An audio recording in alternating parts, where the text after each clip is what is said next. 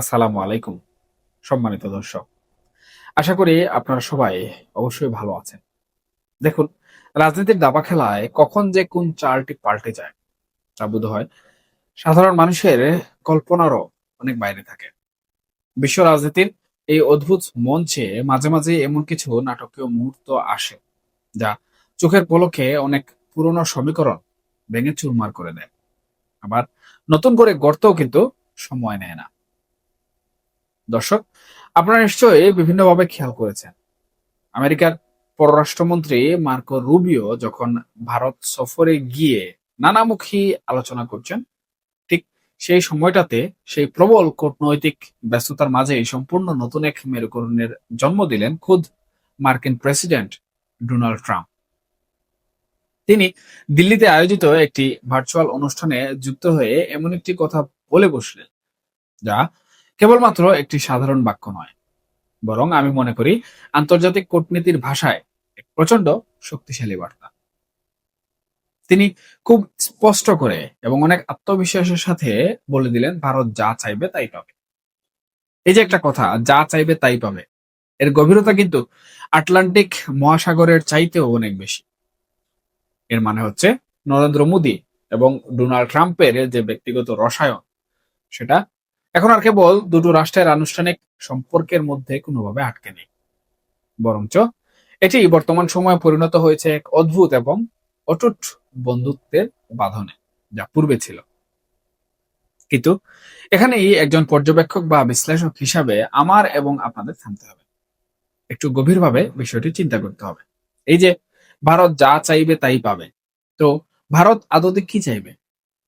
নরেন্দ্র মোদী কি কেবল আমেরিকার কাছ থেকে দুই তিনটি বাণিজ্য চুক্তি বা কিছু সামরিক যে সরঞ্জাম রয়েছে সেটি চেয়ে ক্ষান্ত হবেন, নাকি এই চাওয়ার পেছনে লুকিয়ে আছে দক্ষিণ এশিয়ার রাজনীতিতে একচ্ছত্র আধিপত্য বিস্তারের এক সুদূর প্রসারী নকশা? আর সেই নকশার ব্লুপ্রিন্টে আমাদের এই ভূখণ্ড, অর্থাৎ বাংলাদেশের অবস্থানটা ঠিক কোথায়? চলুন আজ কোনো প্রকার খুলস না রেখে একেবারে বাস্তবে রুক্ষ মাটিতে দাঁড়িয়ে এই জটিল সমীকরণটা একটু বোঝার চেষ্টা করি। সুপ্রিয় দর্শক, ডোনাল্ড ট্রাম্পের এই বক্তব্যটি এমন একটা সময় এসেছে যখন ভারতের ভেতরে ভেতরে একটা চাপা অস্বস্তি কাজ করছিল। ডোনাল্ড ট্রাম্পের সাম্প্রতিক চীন সফর বা চীনের সাথে একটা সম্ভাব্য বোঝাপড়ার আভাস ভারতকে কিছুটা হলেও দুশ্চিন্তায় ফেলেছিল। কারণ এই অঞ্চলে চীনের যে অর্থনৈতিক এবং সামরিক আস্ফালন, সেটা ভারতের জন্য সবসময় একটা বড় মাথা ব্যথার কারণ। মার্কো রুবিও সফর সেই দুশ্চিন্তার মেঘ কিছুটা সরিয়েছে বটে, কিন্তু ট্রাম্পের ওই একটি বাক্য যেন সেই নিভু নিভু আগুনে নতুন করে ঘি ঢেলে দিল। ভারত এখন খুব ভালো করেই জানে যে এই অঞ্চলে যদি তাদের পরাশক্তি হিসাবে নিজেদের অবস্থান যেটি রয়েছে সেটিকে সুসংহত করতে হয়, তবে আমেরিকার পূর্ণ সমর্থন তাদের লাগবেই। আর আমেরিকাও কিন্তু জানে এশিয়া প্যাসিফিক বা ইন্দো প্যাসিফিক অঞ্চলে চীনকে রুখতে হলে ভারতের মতো বিশাল এবং কৌশলগত গুরুত্বপূর্ণ একটি মিত্র ছাড়া তাদের চলবে না। এই যে উভয়ের প্রয়োজন, এই প্রয়োজনের জায়গা থেকে কিন্তু বন্ধুত্বের এই নতুন অধ্যায়ের সূচনা আবারও হলো। দর্শক, এখন আসুন আমাদের ঘরের কথায়। দক্ষিণ এশিয়া মানে তো কেবল ভারত আর পাকিস্তান না, তাই না? এই মানচিত্রে বাংলাদেশ অত্যন্ত গুরুত্বপূর্ণ একটি বিন্দু। বঙ্গোপসাগরের বুক চিরে যে ভূ রাজনৈতিক খেলা চলছে, সেখানে বাংলাদেশ এক অমূল্য রত্ন।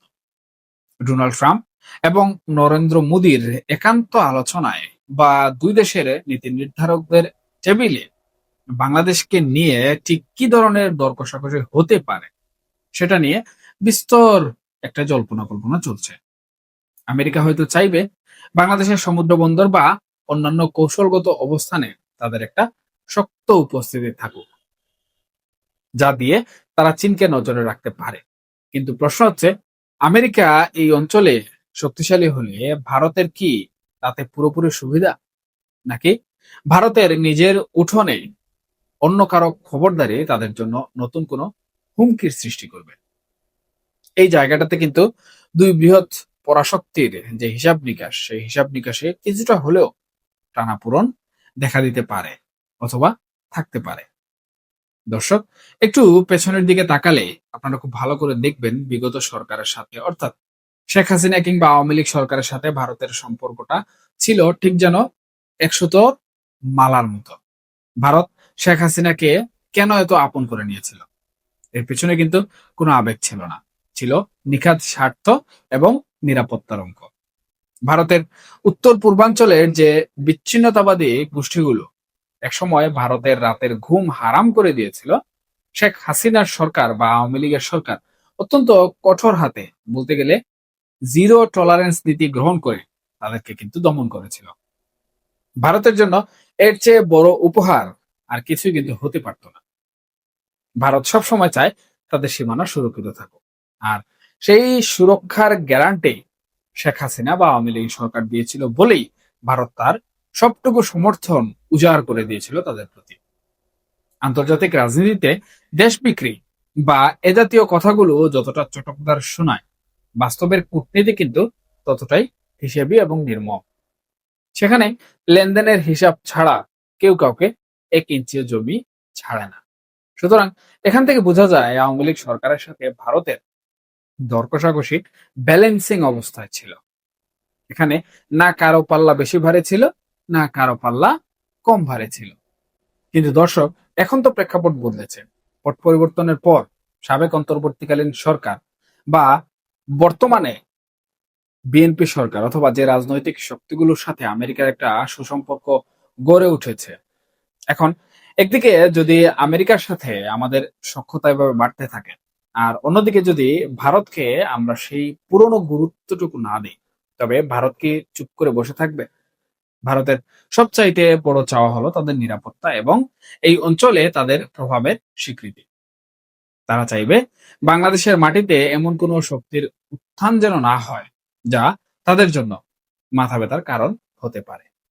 আর এই চাওয়াগুলোর ক্ষেত্রে বর্তমান সরকার যদি ভারতের সাথে একটা ভারসাম্যপূর্ণ সম্পর্ক তৈরি করতে ব্যর্থ হয়, তবে ভারত কিন্তু তাদের এই নতুন এবং শক্তিশালী মিত্র অর্থাৎ আমেরিকার মাধ্যমেই বাংলাদেশের উপর পুনরায় আবারও যেভাবেই হোক চাপ প্রয়োগের চেষ্টা করবে, এবং আমরা কিন্তু বিভিন্নভাবে এটা লক্ষ্য করছি। এখানেই আসে সবচাইতে বড় এবং স্পর্শকাতর প্রশ্নটি। ট্রাম্পের এই ঘোষণার পর আমাদের দেশের একটি নির্দিষ্ট রাজনৈতিক মহলে, বিশেষ করে যারা আওয়ামী লীগের রাজনীতির সাথে যুক্ত বা তাদের শুভাকাঙ্ক্ষী সমর্থক, তাদের ভেতরে এক ধরনের চাপা উল্লাস এবং নতুন আশার সঞ্চার কিন্তু হয়েছে। এবং তারা ভাবছেন, যেহেতু ট্রাম্প বলেছেন মোদি যা চাইবেন তাই পাবেন, তাহলে মোদি নিশ্চয়ই এবার আমেরিকার কাছে শেখ হাসিনাকে বাংলাদেশের রাজনীতিতে সসম্মানে পুনর্বাসন করার আবেদনটি করে বসবেন। এই ভাবনাটা শুনতে হয়তো খুব সিনেমেটিক লাগে, কিন্তু একজন দার্শনিক, পর্যবেক্ষক, রাষ্ট্রবিজ্ঞানের ছাত্র হিসেবে যদি আপনি বিশ্লেষণ করেন, তবে দেখবেন বাস্তবের মাটি অনেক বেশি কঠিন এবং শক্ত। দেখুন, নরেন্দ্র মোদী একজন অত্যন্ত বিচক্ষণ এবং ধুরন্ধর রাজনীতিবিদ। তিনি কিন্তু খুব ভালো করেই জানেন আন্তর্জাতিক কূটনীতিতে কেউ কারো জন্য নিজের বৃহত্তর স্বার্থ কখনোই জলাঞ্জলি দেয় না। শেখ হাসিনাকে বাংলাদেশের রাজনীতিতে পুনর্বাসন করার চেষ্টা করতে গেলে ভারতের নিজের কতটুকু লাভ আর কতটুকু ক্ষতি, সেই হিসেবটা সাউথ ব্লক খুব নিখুঁতভাবে কিন্তু প্রথমে কষে নিবে। বাংলাদেশের কোটি কোটি মানুষের বর্তমান সেন্টিমেন্ট, এই ভূখণ্ডের নতুন রাজনৈতিক বাস্তবতা এবং সর্বোপরি আমেরিকার নিজস্ব স্বার্থ, এই সবকিছুকে পাশ কাটিয়ে মোদি কেবল একজন ব্যক্তির জন্য নিজের কূটনৈতিক পুঁজি ব্যয় করবেন কিনা, এটি কিন্তু মিলিয়ন ডলারের প্রশ্ন। নাকি তিনি বাংলাদেশের বর্তমান বাস্তবতাকে মেনে নিয়ে নতুন নেতৃত্বের সাথেই এমন একটা বোঝাপড়ায় আসার চেষ্টা করবেন যেখানে ভারতের নিরাপত্তা এবং বাণিজ্যিক স্বার্থ অক্ষুণ্ণ থাকে। সুপ্রিয় দর্শক, আমাদের আসলে মনে রাখতে হবে কূটনীতিতে কেউ চিরস্থায়ী বন্ধু বা চিরস্থায়ী শত্রু নয়। বর্তমান সরকারের জন্য যেমনটা সাবেক পররাষ্ট্র উপদেষ্টারাও ইঙ্গিত দিয়েছেন, সবচাইতে বড় চ্যালেঞ্জ হলো এই বহুমুখী দরাবাজিতে নিজেদের ভারসাম্য বজায় রাখা। একদিকে আমেরিকা, অন্যদিকে চীন এবং ঠিক পাশেই ভারত। এই তিন প্রবল পরাশক্তির সাথে একই সাথে তাল মিলিয়ে চলাটা কোনো সাধারণ কাজ কিন্তু নয়। এটা এমন এক কূটনীতি যেখানে আপনাকে সবার সাথে হাসি মুখে কথা বলতে হবে, সবার বন্ধু হতে হবে, কিন্তু কারো কুলে গিয়ে বসা যাবে না। আপনি যদি একটু বেশি আমেরিকার দিকে ঝুঁকেন, তবে চীন নারাজ হবে, ভারত এখানে সন্দেহ করবে। আবার ভারতের সাথে যদি অতি মাখামাখি করেন, তাহলে দেশের ভেতরের জনমত আপনার বিপক্ষে চলে যাবে। এই যে একটা সূক্ষ্ম ও বিপজ্জনক পথ চলা, এখানে কিন্তু আসলে লুকিয়ে আছে আগামী দিনের বাংলাদেশের ভাগ্য। দেখুন সুপ্রিয় দর্শক, আন্তর্জাতিক অঙ্গন থেকে আগামী নির্বাচনকে ঘিরে একটা প্রবল চাপ কিন্তু অবশ্যই থাকবে। একটি অন্তর্ভুক্তিমূলক নির্বাচন যেখানে সকল রাজনৈতিক দলের অংশগ্রহণ থাকবে, আওয়ামী লীগের অংশগ্রহণ থাকবে, সেটা নিশ্চিত করার জন্য ভারত এবং আমেরিকা উভয়ই হয়তো একমত হতে পারে। কিন্তু সেই অংশগ্রহণের রূপরেখা কি হবে আর সেখানে কার অবস্থান কোথায় থাকবে, সেটা নির্ভর করবে এই তিন পরাশক্তির সাথে বাংলাদেশ কতটা দক্ষতার সাথে দর কষাকষি করতে পারে তার উপর। সাবেক উপদেষ্টাদের বক্তব্য থেকে কিন্তু এই বিষয়টি স্পষ্ট ধারণা পাওয়া যাচ্ছে। পরিশেষে একটা কথাই বলতে চাই, আমরা হয়তো অনেক সময় আবেগের বশবর্তী হয়ে অনেক কিছু ভেবে ফেলি। আমরা ভাবি অমুক দেশ এসে আমাদের উদ্ধার করবে, বা তমুক নেতা এসে সব জাদুমন্ত্রের মতো বদলে দেবে। কিন্তু বিশ্ব রাজনীতির এই নির্মম রঙ্গমঞ্চে কেউ কাউকে বিনা স্বার্থে এক গ্লাস পানিও কিন্তু দেয় না। ডোনাল্ড ট্রাম্প নরেন্দ্র মোদীকে যা খুশি চাইতে বলেছেন ঠিকই, কিন্তু মোদী যখন চাইবেন তখন তিনি ভারতের মানচিত্রের দিকে তাকিয়ে চাইবেন, অন্য কোনো দেশের আবেগের দিকে তাকিয়ে নয়। এটাই বাস্তবতা। আমাদেরও তাই অন্যের চাওয়ার দিকে তাকিয়ে না থেকে নিজেদের অভ্যন্তরীণ শক্তি এবং কূটনৈতিক প্রজ্ঞাকে শ্রাণিত করতে হবে। তবেই হয়তো এই জটিল ভূ রাজনৈতিক ঘূর্ণিপাকে আমরা নিজেদের অস্তিত্ব এবং সম্মান টিকিয়ে রাখতে পারব। আজকের মতো বা এখনকার মতো এখানেই শেষ করছি। আপনারা সবাই ভালো থাকবেন, সুস্থ থাকবেন এবং অবশ্যই নিরাপদে থাকবেন। নজর রাখবেন পরিবর্তনশীল পৃথিবীর দিকে। ধন্যবাদ সবাইকে। আল্লাহ হাফেজ।